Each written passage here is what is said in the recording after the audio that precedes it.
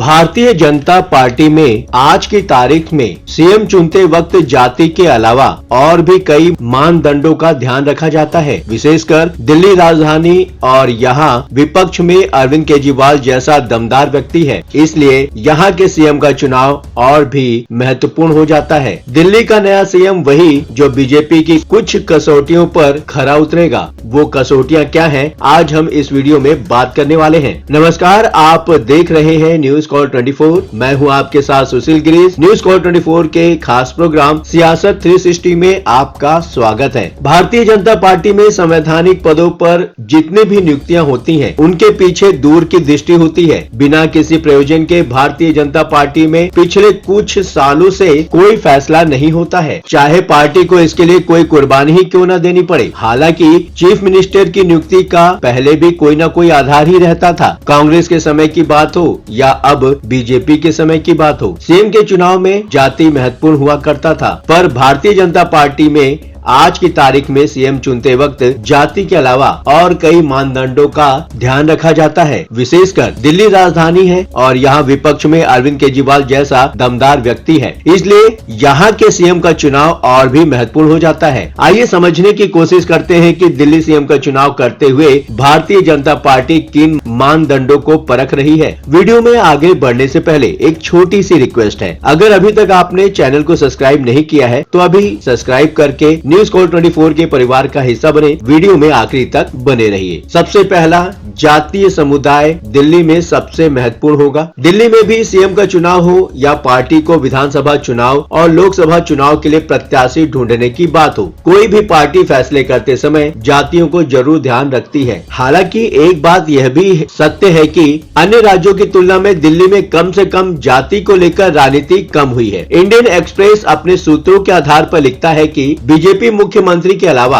उप मुख्यमंत्री, दिल्ली विधानसभा के अध्यक्ष और मंत्री परिषद की संरचना में शामिल कम से कम 7 सदस्यों की नियुक्ति में जातियों को बैलेंस कर सकती है। उदाहरण के लिए ब्राह्मण मतदाताओं ने भाजपा की जीत में योगदान दिया है, इसलिए इस समुदाय को निश्चित रूप से किसी महत्वपूर्ण पद पर समायोजित किया जाएगा। यही स्थिति जाट और पंजाबी मतदाताओं के साथ भी है, इसलिए मुख्यमंत्री और उप मुख्यमंत्री इन समुदायों से हो सकते हैं। एक्सप्रेस के अनुसार प्रवेश साहिब सिंह जाट, जिन्होंने नई दिल्ली में आम आदमी पार्टी के प्रमुख अरविंद केजरीवाल को हराया। विजेंद्र गुप्ता बनिया, पवन शर्मा ब्राह्मण, पूर्व कांग्रेसी मंत्री अरविंदर सिंह लवली सिख, गांधीनगर राजकुमार चौहान दलित, जो कांग्रेस सरकार में मंत्री रह चुके हैं। मंगोलपुरी से रेखा गुप्ता बनिया, शालीमार बाग सिया रॉय, जिन्होंने ग्रेटर कैलाश में सौरभ भारद्वाज को हराकर उलटफेर किया। हरीश खुराना पंजाबी खत्री, अजय महावर बनिया, जितेंद्र महाजन बनिया और सतीश उपाध्याय ब्राह्मण, जिन्होंने मालवीय नगर में सोमनाथ भारती को हराया, उनको भी कुछ न कुछ पद मिलने की संभावना दिखाई देती है। दूसरी बात है आरएसएस की कृपा। दिल्ली विधानसभा चुनाव में आरएसएस ने बहुत मेहनत की है। बताया जा रहा है कि करीब 50,000 ड्राइंग रूम मीटिंगों के जरिए आरएसएस ने माहौल को बदलने में महत्वपूर्ण भूमिका निभाई है। दलितों के वोट के लिए संघ कार्यकर्ताओं ने जी तोड़ मेहनत की है। एक्सप्रेस की एक रिपोर्ट के अनुसार आरएसएस और भाजपा के शीर्ष नेतृत्व के बीच अगले कुछ दिनों में आगे की रणनीति तय करने के लिए मीटिंग होने की संभावना है। आरएसएस, जिसकी भूमिका मुख्यमंत्री के चयन में केवल एडवाइजरी के तौर पर सीमित होती है, पर संघ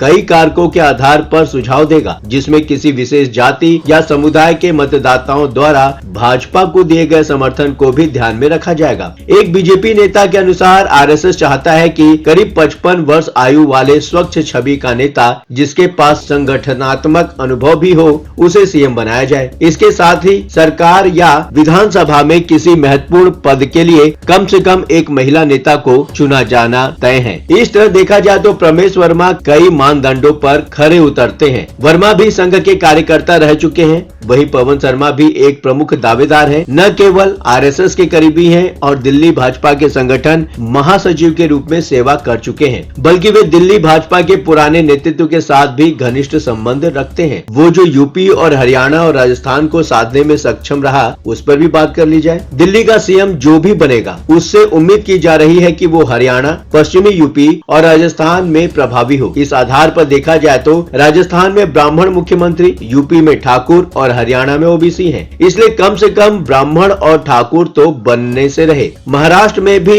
अभी कुछ दिन पहले ही देवेंद्र फडणवीस के रूप में एक ब्राह्मण को ताज मिला है। इसलिए इतना तो तय है कि दिल्ली में कोई ब्राह्मण मुख्यमंत्री नहीं बनने जा रहा है। एक्सप्रेस एक बीजेपी नेता के हवाले से लिखता है कि एक जाट नेता दिल्ली के मुख्यमंत्री के रूप में उभर सकता है, क्योंकि आमतौर पर यह धारणा बन चुकी है कि जाट समुदाय भाजपा से नाराज है। जाट समझते हैं कि बीजेपी में अब उनके लिए जगह नहीं रह गई। इस धारणा को तोड़ने के लिए बीजेपी दिल्ली में किसी जाट नेता को मुख्यमंत्री बना सकती है। अगर ऐसा होता है तो प्रवेश वर्मा की लॉटरी लग सकती है। तेज तर्रार नेता, लो प्रोफाइल रहकर काम करने में जो सक्षम हो, ये भी एक खूबी होनी चाहिए। दिल्ली में आम आदमी पार्टी की दुर्गति के पीछे प्रशासनिक अक्षमता भी रही है। दिल्ली में सुशासन को पटरी पर लाने के लिए किसी तेज तर्रार सीएम की जरूरत होगी, जो पार्टी की नीतियों को 100% एग्जीक्यूट कर सके। भाजपा की सुशासन पर जोर देने की नीति के चलते अरविंदर सिंह लवली और राजकुमार चौहान जैसे नेताओं को, जो कांग्रेस सरकार में मंत्री रह चुके हैं, साथ ही दशकों का नगर पालिका और विधायी अनुभव रखने वाले विजेंद्र गुप्ता को भी दावेदार बनाता है। ठीक उसी तरह रेखा गुप्ता और शिखा रॉय जैसे नाम भी आगे आ रहा है। दरअसल इन नामों में बहुत से लोगों को